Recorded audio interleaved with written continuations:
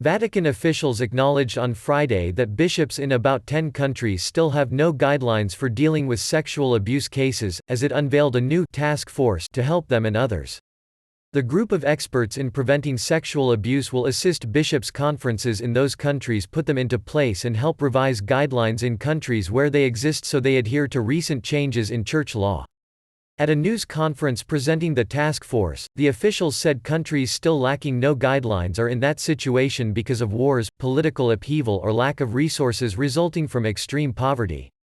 The officials, Father Federico Lombardi and Bishop Juan Ignacio Arrieta, declined to name the countries.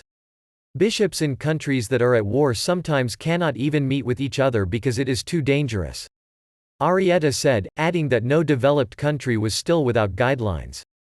Former Pope Benedict first mandated the guidelines in 2011, and the creation of the task force was decided a year ago at a Vatican summit of heads of bishops' conferences from around the world called by Pope Francis. The guidelines aim to create procedures for the reporting of abuse, training for local staff in prevention strategies, and reaching out to victims and listening to them. The task force will be overseen by the Vatican's Deputy Secretary of State, Archbishop Edgar Peña Parra, and the four main organizers of the 2019 Abuse Summit.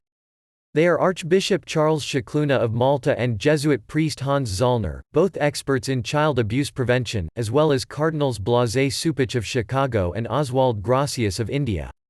The Catholic Church around the world is still struggling to come to grips with the worldwide crisis, which devastated its credibility and dented its coffers.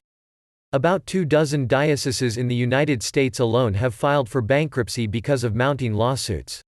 A number of U.S. states have also changed statutes of limitations law enabling victims to file for damages for abuse that occurred decades ago, moves that will likely hit the Church further financially.